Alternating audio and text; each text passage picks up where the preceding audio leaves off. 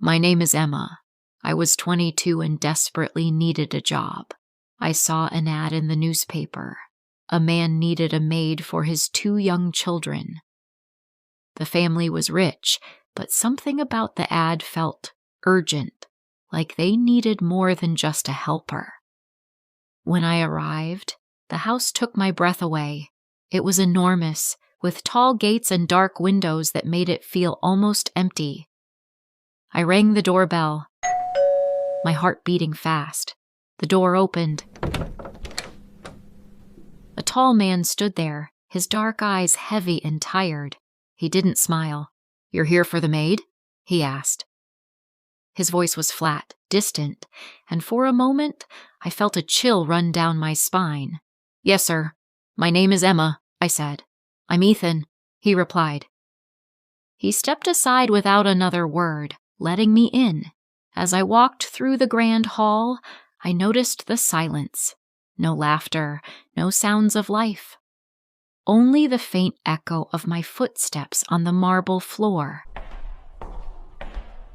Faded photographs lined the walls, pictures of a woman who never smiled, her face always serious, like a sad queen watching over the house. I heard faint footsteps upstairs. Then silence.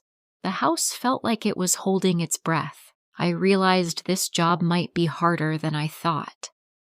When I finally met the children, twins about 7 years old, I understood even more.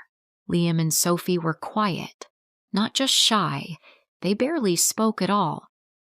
They watched me with wide, cautious eyes, as if they were waiting to see if I would stay. "This is Emma," Ethan said. "She'll be your new maid." The children didn't respond. The house remained silent, and in that moment, I knew this job was about more than cleaning. It was about bringing life into a place that had forgotten how to live. I noticed a closed door at the end of the hall. Something about it made me curious and a little afraid. What was behind it? My new life began. I lived in a small room inside the big house. I cleaned, cooked, washed dishes, and looked after the children. Liam and Sophie were very quiet. I never heard them laugh. They missed their mother a lot. Ethan didn't talk about her often. He was very busy and spent most of his time in his office. He ate alone and rarely spoke. One evening, while tidying up the attic, I found a small dusty box. Inside were letters and a diary belonging to Isabella. Reading them, I learned about her loneliness in the house, how Ethan had buried his feelings in work, and how much he loved his children quietly. I realized he wasn't cold. He was just hurting. The last letter in the box was sealed. I hesitated, wondering if I should open it. What secrets had Isabella left behind? Slowly, I noticed small changes in the children. One evening, Liam and Sophie were laughing as they drew pictures together. I didn't see Ethan at first. He stood quietly in the doorway, watching. "They haven't laughed like this in a very long time," he said. My heart beat fast. This was the first time he had shared something personal. One Tuesday, a woman came to the house. She was well dressed. "I'm Clara," she said. "I'm Isabella's sister." Clara didn't like me. She watched everything I did. "You're too friendly with the children," she said. "They need rules, not just games." Later, she found me alone in the kitchen. I was washing dishes. "You think you can just walk in and take my sister's place?" she asked angrily. "No, of course not. I'm just the maid," I said quickly. She laughed. "Let me tell you a secret, little maid.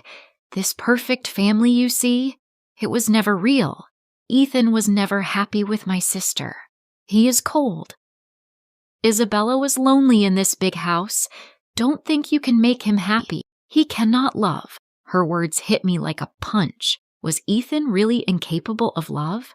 Could I ever belong here? Clara visited often.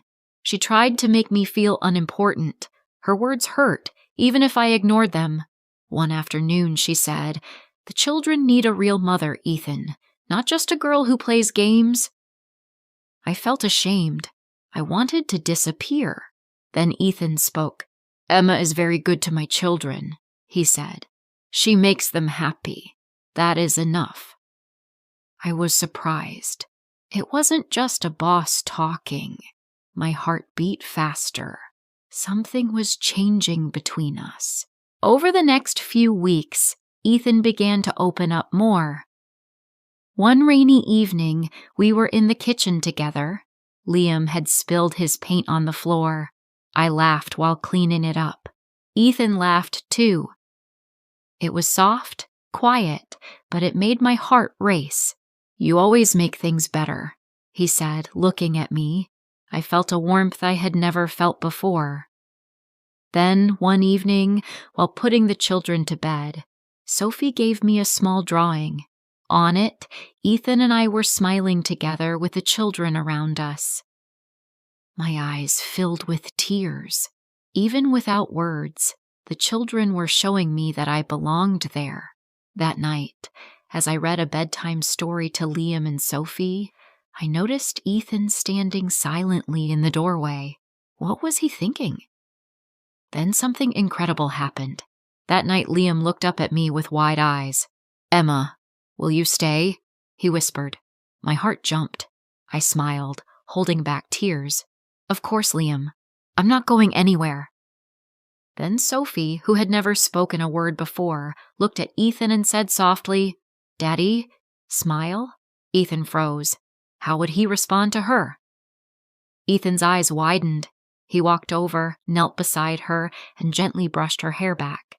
"I will, Sophie," he said, tears forming in his eyes. "I will smile, because of you too." The three of us hugged in the warm glow of the room. In that moment, the house didn't feel empty anymore. It finally felt like home. Finally, one night, Ethan came into my room. He looked nervous, but his eyes were full of something I hadn't seen before. Hope. "You are a miracle, Emma," he said softly. He leaned closer and kissed me gently. My heart skipped. When he moved back, we just looked at each other. The next morning, Clara came in without calling. "Where is Ethan?" she asked. Ethan came out and smiled at me. Clara saw it. "What's going on here? What have you done to him?" "Clara, please," Ethan said, but she ignored him. "I warned you, little maid. You think you can steal my sister's husband? You're a gold digger. You're using a grieving man." My heart broke. She was right. This was Isabella's house. I didn't belong. "I'm so sorry, Ethan. I'll pack my things," I said, and ran upstairs, tears in my eyes. Then Ethan opened the door. He looked worried. "Don't listen to her," he said. "She's wrong. The only thing wrong was my life before you came. Please sit." We sat on the bed. He looked into my eyes. My marriage wasn't happy. Isabella and I were lonely. When she died, my world stopped. But then you came. You brought color into my life. You made me feel alive. The kiss wasn't a mistake. My only mistake was not saying how I felt. "Emma, I'm falling in love with you. Please don't leave. Let's build a real family together." 6 months passed. The house was no longer sad. It was filled with laughter. Clara didn't visit anymore. My old room was now a guest room. I shared the master bedroom with Ethan. He was no longer the sad man I first met. His eyes were full of love. I often pass by the closed door at the end of the hall. Inside are Isabella's belongings, but I never had the heart to step in. Some memories are too delicate to disturb. The sealed letter from Isabella still lies in the box, untouched. I never had the courage to open it. Some things I've learned are better left unread. One day, Ethan held my hand. "Are you happy, Emma?" he asked. I looked at our home, at the man beside me, and at the children I loved like my own. Yes, I said, more than I ever dreamed, more than I ever hoped. I came here as a maid looking for a job.